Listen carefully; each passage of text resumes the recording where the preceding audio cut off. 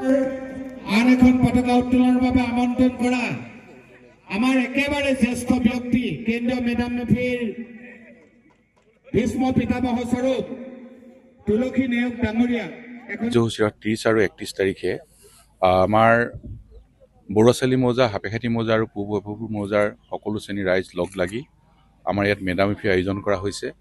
আজিৰ পৰা 25 বছৰ আগতে এই মেডাম মেফিখনৰ জন্ম হৈছিল আৰু বিভিন্ন ঘাট প্ৰতিঘাতৰ মাজেৰে আমি সকলোকে একত্ৰিত কৰি জাতি ধৰ্ম বৰ্ণ নিৰ্বিশেষে সকলো শ্ৰেণীৰ ৰাইজৰ সহযোগিতাত 25 বছৰ এই মেডাম মেফি আয়োজন কৰি আহিছোঁ। আৰু 2টি দিনৰ কাৰ্যসূচী আজি প্ৰথম আমাৰ পতাকা উত্তোলন হৈ গৈছে। ইয়াৰ প্ৰতিটো কাৰ্যসূচী ইয়াৰ পিছত হ'ব। মই সকলো শ্ৰেণীৰ ৰাইজৰ সহযোগিতা বিচাৰিছোঁ আৰু 2টি দিনৰ কাৰ্যসূচী যাতে সফল হয় তাকো ভগৱানৰ ওচৰত প্ৰাৰ্থনা জনাইছোঁ। কাৰণ বিভিন্ন প্ৰান্তৰ লোকসকল আহিব, আলোচনা চক্ৰ অনুষ্ঠিত হ'ব।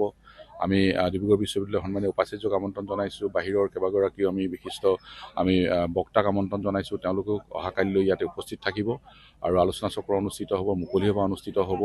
আৰু ইয়াতে আমাৰ যিসকল প্ৰতিষ্ঠা কালৰ পৰা জড়িত হৈ আছিল, তেওঁলোক আজি যিসকল আমাৰ মাজত নাই, তেখেতসকলৰ স্মৃতিত আমি স্মৃতিচাৰণ অনুষ্ঠানো আয়োজন কৰিছোঁ। আৰু আমাৰ সকলোৰে প্ৰাণৰ শিল্পী জুবিন গাৰ্গ আজি আমাৰ মাজত নাই। জুবিন গাৰ্গৰ সোঁৱৰণিত আমি ইয়াতে প্ৰতিযোগিতা আমি অনুষ্ঠিত কৰিছোঁ, গীতৰ প্ৰতিযোগিতা। সেই প্ৰতিযোগিতাও আজি অনুষ্ঠিত হ'ব।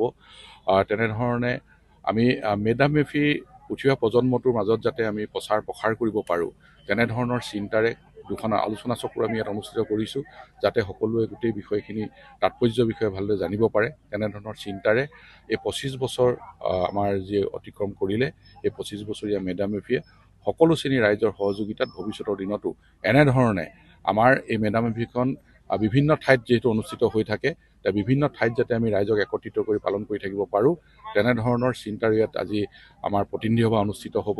আৰু সেই প্ৰতিনিধি সভাই ভৱিষ্যতৰ দিনত ক'ত মেডাম মেফি হ'ব থিৰাং কৰিব। আৰু এইখন মেডাম মেফি সদায় যাতে এনেধৰণে আগবাঢ়ি গৈ থাকে, তাকে আমি ভগৱানৰ ওচৰত প্ৰাৰ্থনা জনাইছোঁ। আপোনালোক সকলোৰে সহযোগিতা বিচাৰিছোঁ।